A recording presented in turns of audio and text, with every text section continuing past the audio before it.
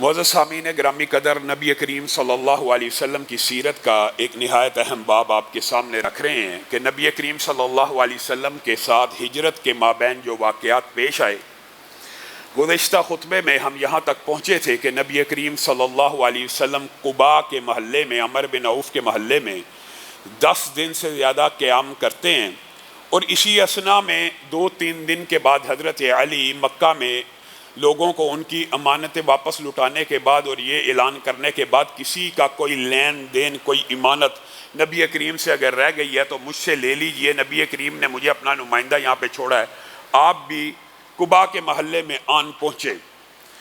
اب نبی کریم صلی اللہ علیہ وسلم نے گزشتہ خطبے میں آپ کے سامنے اس بات کو رکھا تھا، یہاں پہ آپ کا قیام 10 دن یا 10 دن سے ایک رات، ایک دن اوپر تھا۔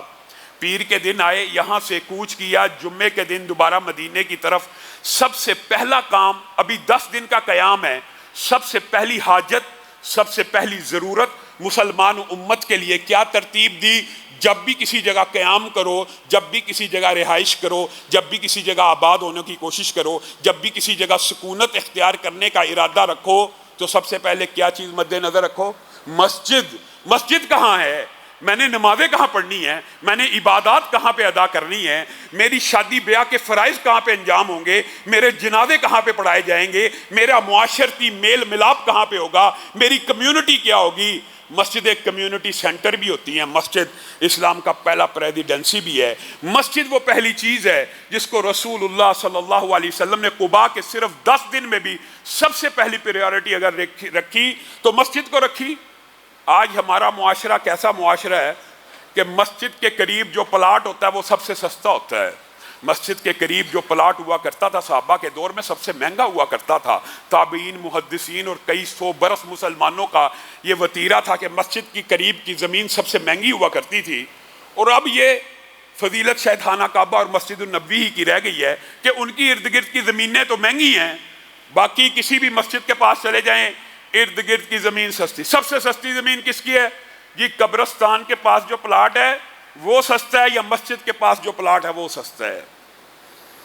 سب سے مہنگا کون سا ہے جی؟ جو کمرشل کے پاس ہے، جو دھرتی کے اوپر سب سے مقدس، متبرک، محترم مقدس جگہیں ہیں، مسجدیں، وہ سب سے سستی ہیں ان کے قریب پلاٹ۔ اور جو دنیا کے اندر سب سے مبغوض چیزیں ہیں، سب سے بری جگہیں ہیں، سب سے زیادہ جہاں پہ شیاطین کا نزول ہوتا ہے، جہاں پہ ہر وقت اسلامی شاعر کا مذاق اڑایا جاتا ہے، بے پردگی کا ایک جنازہ نکالا جاتا ہے، سود کی، رشوت کی، مال کے غبن کی تجارت ہو رہی ہوتی ہے، وہاں پہ پلاٹ سب سے زیادہ مہنگے ہیں۔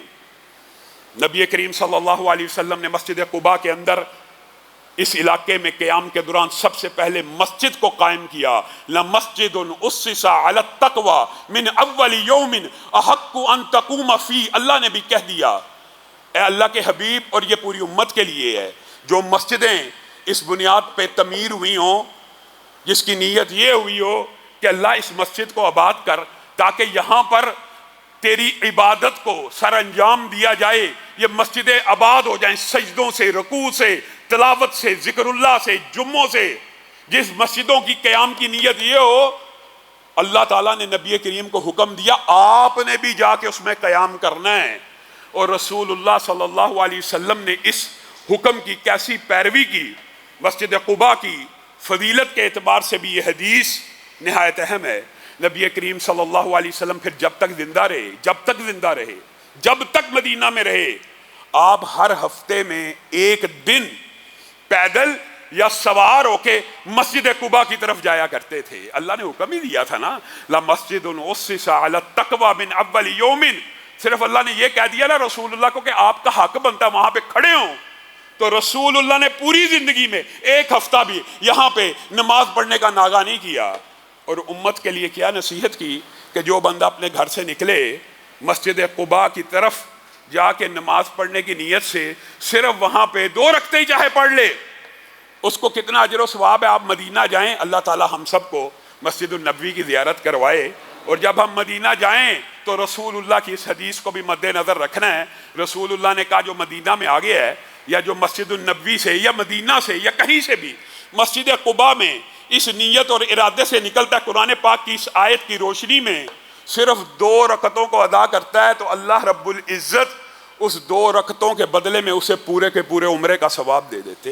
اور اللہ کے فضل و کرم سے جو مسلمان بھائی جاتے ہیں مدینہ میں مسجد النبی میں، وہ ایک دن ضرور ایسا کرتے ہیں کہ مسجد قباء میں جا کے 2 رکعتیں پڑھتے ہیں. اور چاہیے تو یہ کہ جتنے دن بندہ مدینہ میں رہے، 5 10 15 منٹ کا سفر ہے، وہاں پہ جائے اور 2 رکعتوں کو ادا کرے اور عمرے کا ثواب پا لے. گویا پہلی بات یہ سمجھنے کی ضرورت ہے کہ انسانی زندگی کا لازم و ملزوم جو جز اور عنصر ہے جس کو ہم فراموش کر چکے ہیں، وہ مسجد ہے. وہ مسجد ہے.